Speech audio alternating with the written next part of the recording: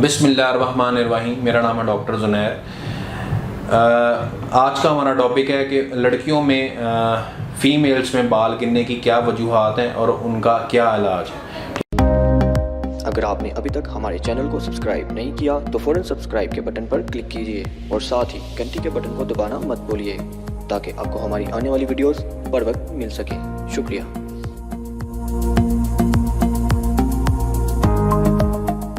ठीक है, सबसे पहले वजह आ जाती है जेनेटिक्स। अगर फीमेल्स में ऐसे जीन्स हैं, AR जीन्स अगर डोमिनेंट है, वालिद की तरफ से आए हैं या मदर की तरफ से आए हैं, तो उनमें मोस्ट प्रोबेबली चांस है कि उनमें हेयर फॉल हो सकता है। अगर रिसेसिव आए हैं तो फिर कम चांस है कि उनमें हेयर फॉल हो। दूसरी काज फीमेल्स में हेयर बाल गिरने की क्या आती है कि हार्मोनल इम्बैलेंस। अगर हार्मोन इम्बैलेंस है, फॉर एग्जांपल अगर उनको कोई बीमारी है जैसे हाइपरथायरॉयडिज्म है या हाइपोथायरॉयडिज्म है या कोई पॉलीसिस्टिक ओवरी सिंड्रोम है जिसमें उनमें इनकी बॉडी में टेस्टोस्टेरोन की मकदार ज़्यादा हो जाती है, जिसकी वजह से उनके सर के बाल गिरते हैं और चेहरे पे उनके बाल आना शुरू हो जाते हैं, ओबेसिटी आती है और वॉइस हैवी होती है। तो ये कुछ कॉजेज़ हैं जो फीमेल में हेयर फॉल का कॉज बनते हैं। इसके अलावा अगर फीमेल्स में कोई डिप्रेशन है, कोई सिकनेस है, कोई स्ट्रेस है, तो उसकी वजह से भी उनके बाल गिर सकते हैं। फीमेल्स में अक्सर डिप्रेशन लॉन्ग डिलीवरी के बाद जैसे उनमें एक किस्म का स्ट्रेस सिकनेस आती है, तो उसकी वजह से भी उनके बाल गिरते हैं। क्यों गिरते हैं? बालों की ग्रोथ के 3 फेजेस होते हैं। एक होता है ग्रोइंग फेज, एक होता है स्टैटिक फेज, एक होता है शेडिंग फेज। जो जब फीमेल स्ट्रेस में होती हैं, डिप्रेस होती हैं या कोई उनको सिकनेस होती हैं, तो उनका जो ग्रोइंग फेज की परसेंटेज होती है वो कम हो जाती है, वो कन्वर्ट हो जाती है into shedding phase. Shedding phase में जब चले जाते हैं तो उनकी बाल तेज़ी से गिरना शुरू हो जाते हैं।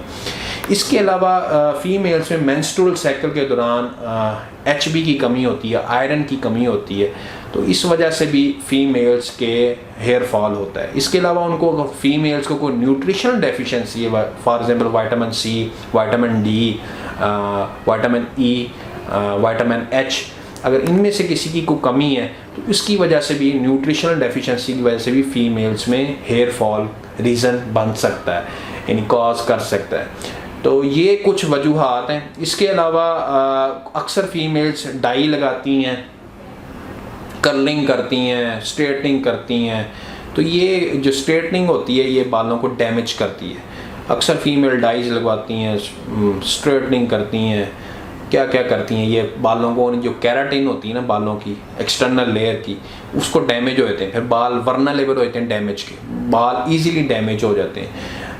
तो ये कुछ वजूहात हैं जिसकी वजह से फीमेल्स में बाल गिरते हैं।